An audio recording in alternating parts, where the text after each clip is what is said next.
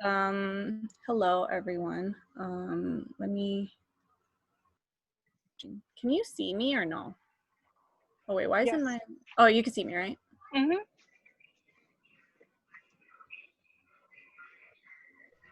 Okay.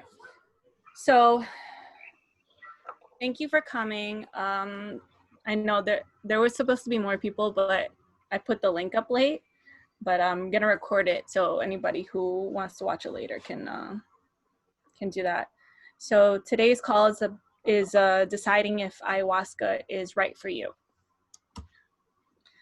So this is when people talk about ayahuasca, they refer to the brew, and the brew is a mixture of the Banisteriopsis caapi vine, which is on top, and then the chacruna leaf, which is on the bottom. And the chacruna leaf is the one with the DMT, and that's the one that causes the hallucinations. If you take ayahuasca by itself, it's just it has a lot of healing properties on its own, but it's not going to give you those visual effects that are usually associated with an ayahuasca experience. Okay. Here are some reasons why people choose to do ayahuasca. Ayahuasca is one of the most powerful psychedelics known to man. So psychedelics in general have a lot of healing potential.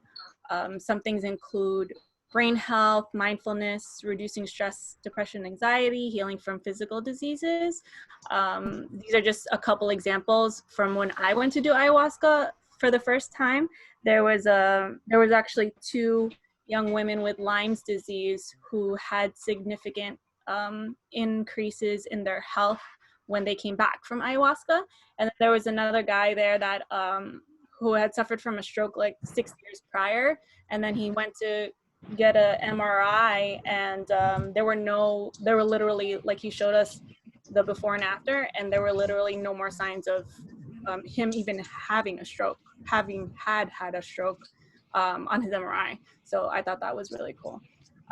There's a company called MAPS that focuses on psychedelic therapy. They mostly use psilocybin, which is like the magic mushrooms, and MDMA, which is like Molly or ecstasy.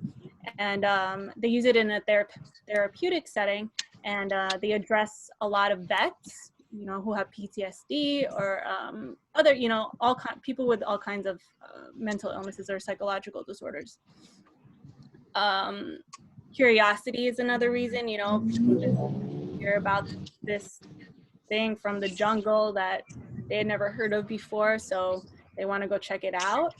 Word of mouth, referrals, testimonials. A lot of the time people will say, we'll hear a success story from someone else, friend of a friend, whatever, someone in passing, maybe just reading it online, and that's what piques their interest. People who may be specifically traveling to the Amazon regions like Peru, Colombia, Brazil, they'll want to sit in an ayahuasca ceremony in order to experience the culture. These are, they've been in these cultures for thousands and thousands of years. And a lot of the traditions are the original traditions that they've just been, passing them down. So being able to experience that, of course, there's nothing like it. And then I would say most people who find themselves in an ayahuasca ceremony are looking for a spiritual detox. It's like a juice cleanse or like a physical detox, where you want to just kind of get rid of anything clogging up your energy. This can include past trauma, suppressed emotions, people wanting to find more purpose in their life, wanting to look for their life's mission, people wanting to get clarity of their mind, and I would say like more trust in their intuition. And a lot of the time, the issue, like the reason why we're not clear in our mind or in our body, is because of all the energetic junk and garbage that we carry around from years and years of trauma and programming, all that stuff. And the thing with ayahuasca too is that you get to access your subconscious mind, where most of your reality and your thoughts and your emotions come from. It's like 95% of our reality.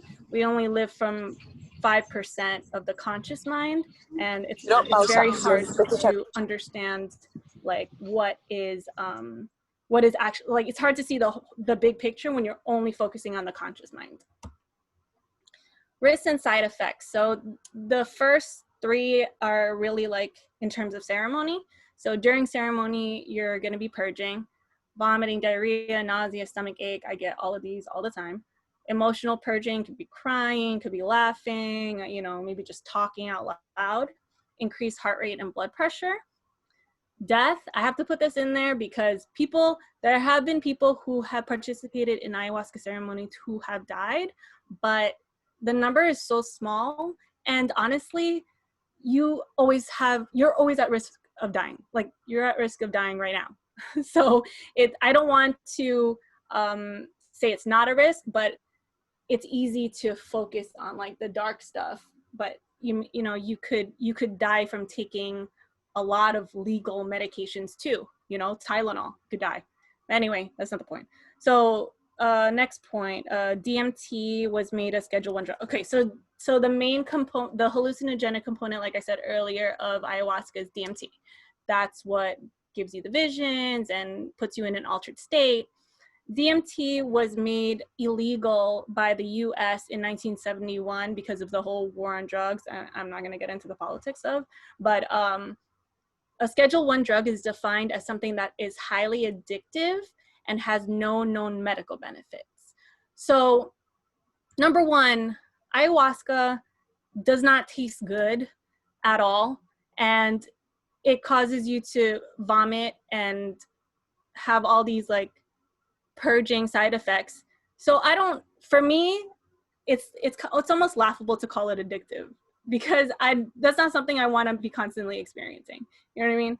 So, and then the no known medical benefits is really like, it's all politics too. Like, you can't really patent a plant, and there's no money in the cure. So things, you know, if they're not studying it, then they wouldn't know if it's helpful or not. But, you know, like I said, they've been using it in the Amazon for thousands of years.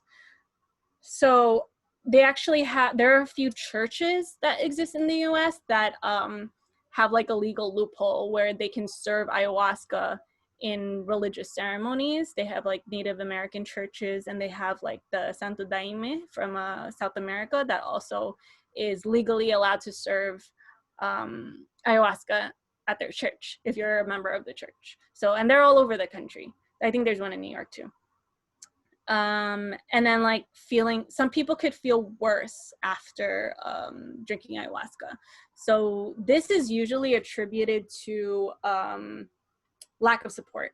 So if you're going in and then you're having like all of these incredible insights and revelations, and you know, you're being shown your traumas and you're processing them, and then you become very sensitive energetically. So when you come back to your life and then you don't really have support, you don't really have anyone to talk to, it's really easy to just fall back into your old patterns and just the way you like, and not make changes to your life because, you know, maybe you don't know how, or maybe you don't have the support, whatever the situation is. It could end up making you feel worse, because it's almost like the more you know, like ignorance is bliss. So like, the more you see, the more you suffer. It's kind of like that. But it doesn't have to be that way. Like, as long as you have a community and as long as you have the integration resources, then it's almost always gonna be a positive experience. These are some contraindications. I'm not a doctor, so do your own research, but these are some of the things that they recommend you get off of, or you don't, you know, consume ayahuasca on at all, because just the effects have just could amplify themselves, and it's just not good. So antidepressants, cough medications, lithium, medications for Parkinson's, methadone, St. John's wort, weight loss pills, and then like anyone with schizophrenia or like severe paranoia or bipolar disorder, they could have really extreme hallucinations. So it's not that you can't do ayahuasca, but you just have to take extra precautions, and you have to make sure that you're in a setting that there's someone available to help you. So like when I went to do ayahuasca at Rhythmia in Costa Rica, they're a licensed medical facility. So there's a psychiatrist, and then there's like a full medical staff that's present when we're doing ceremony in case anything happens. Okay, why are people afraid to do ayahuasca? These are just some fears, like just with talking to people that, and things I've experienced too. It's not the right time. My mind is too weak. I don't want to throw up. I'm prone to panic attacks. I don't want to see something I'm not ready for. I'm afraid of dying. So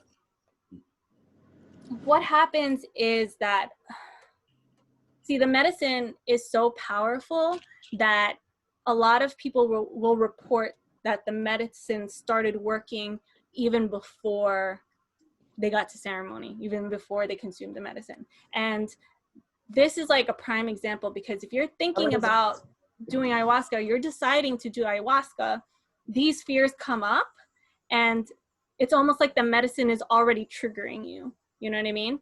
So ayahuasca does a really good job of showing you exactly who you are. So these fears that are coming up about doing the medicine are fears that you have in general in your life all the time about everything. It's not just about ceremony. It's not just about doing the medicine. It's like, do you often not think it's the right time when you make decisions in your life? You know, do you often feel like your mind is too weak, like it can't handle a lot of things? You know what I mean? Maybe not the throwing up part, but like, I mean, nobody wants to throw up. Who wants to throw up? Nobody likes throwing up, but it's what are you willing, for me, it's like, what am I willing to do? What am I willing to sacrifice in order to live well, in order to feel good, in order to be happy in my life? You know what I mean?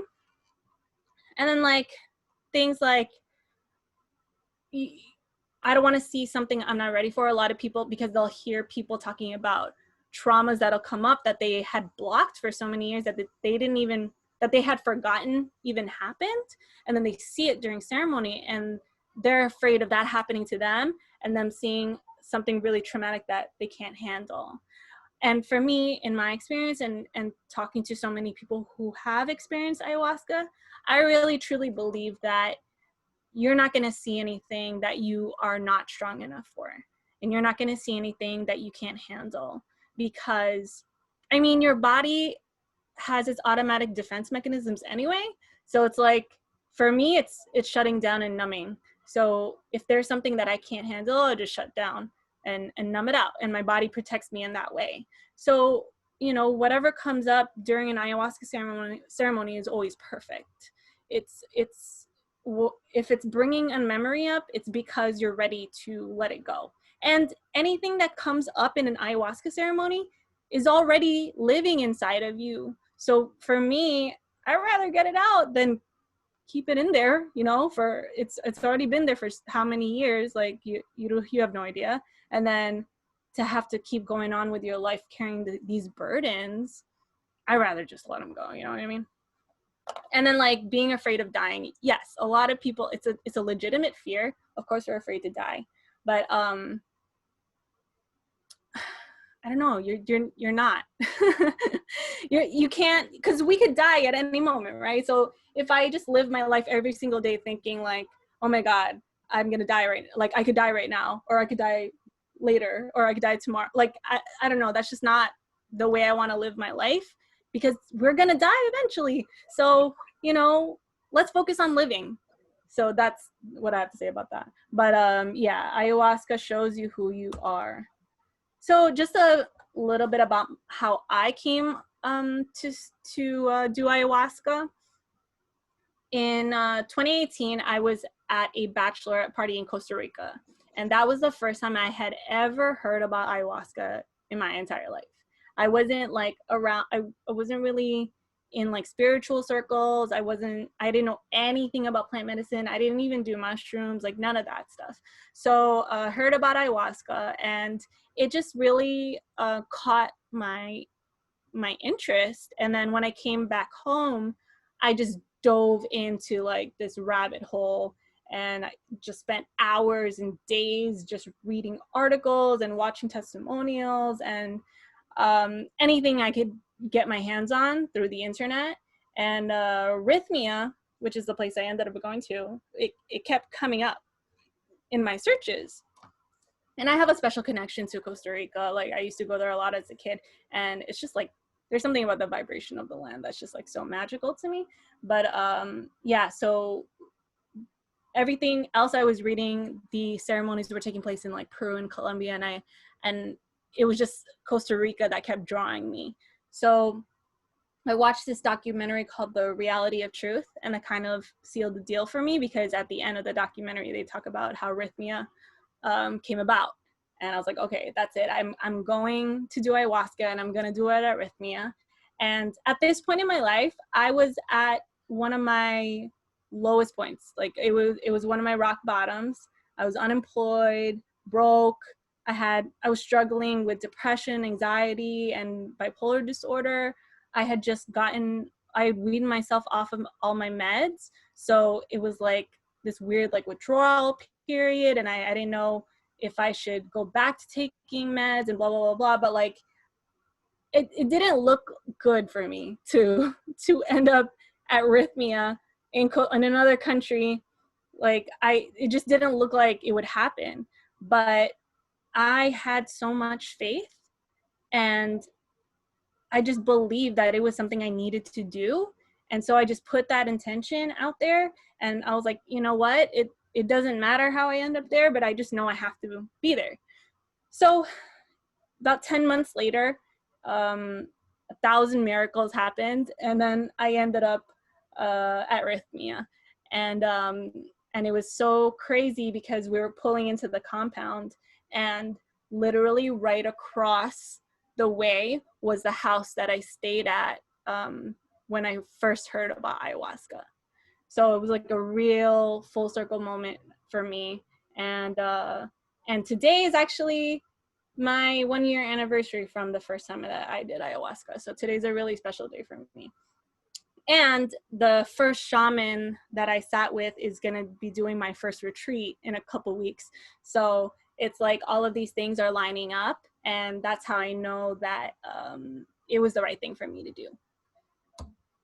So, you know, you can, when you're asking yourself these questions about like whether or not you should be doing ayahuasca, I mean, what is interesting you in the first place about it? You know, what brought you here to this call or watching this video? Like, what is it that you are seeking, or what is it that you are hoping that ayahuasca can bring you? Or, you know, what are you hoping for in general for your life? I don't believe in coincidences or luck at all. I don't believe in mistakes in the universe. Like, everything is calculated, everything is intentional, everything has a purpose. So if ayahuasca is showing up in your life, you know, people mentioning it, you're like running across articles, whatever, is not an accident. You know, there's a reason that it's showing up, and there's a reason you are pursuing it too. Like, there's a reason you're watching this, and there's a reason why it's, you know, you're noticing that it's showing up. And I think that the best thing we can do for ourselves is trust that whatever decision we make is the right one. And that's for everything. So whether or not you decide to do ayahuasca or to sit in ceremony with ayahuasca, that's going to be the right decision. So even if you decide not to do ayahuasca, the whole experience of deciding, and the whole experience of, you know, weighing out the pros and cons, and like reflecting on your life and how it might help and how it might not help, that's all part of the process. So trusting yourself in whatever decision you make, it makes the journey so much easier, and it releases a lot of pressure, because we're always trying to make the right decision, but there are no wrong decisions. Like I said, there's no mistakes in the universe. So if the universe is perfect, then that means I must be perfect, and that means you must be perfect. So all of our decisions are perfect, because if you think about all of the decisions that led you up to this moment right now, everything needed to happen. Every single thing needed to happen before this moment in order for you to get here with the mindset that you have, with the just who you are right now in this right here right now. And that's only you. So imagine like all the other people who are watching this and all the other people that contributed to this call coming together. You know, there's so many things that the intricacies of the universe are so complex. They're so beyond our understanding that it's like kind of just have to let it do its thing, you know? So here's a few resources. Unwell is a Netflix series, and episode five talks all about ayahuasca. And it's really good because they get into like the negative side also, which a lot of people kind of like skim over. Reality of Truth is a documentary I was telling you about. I have a Facebook group where I put a lot of articles and just information about all kinds of plant medicine. So if you like to join that. And then Thank You Plant Medicine is like a worldwide group that I get a lot of my resources from too. And it's good to like just be around the community and see how it's helped other people. So yeah, I want to thank you guys for taking time to well, this is really for you. So I really want to thank you in being intentional and serious about your own healing, because we need it. We're in, oh, that's it. We're not in, I feel like there's so much pain and suffering going on in the world, and there has been so much pain and suffering in our own individual lives, and enough is enough. We don't need any more pain and suffering. We need love and light now. And I feel like my experience, plant medicine has been the fastest way to get there and the most effective way too. Like the results last. And it's been about 2 years since I've had experiences with plant medicine in general, but it's been 1 year since ayahuasca, and this year has been insane for me. Like it's so much transformation. I don't even recognize myself, but it's like in a really good way. And I feel like I'm getting closer and closer to fully loving and accepting myself. And I have the plants to thank for that, really. And I just want to share that with as many people as I can. So I really am so grateful that you guys took time today. I know I put the link up late, but I'm glad you guys made it.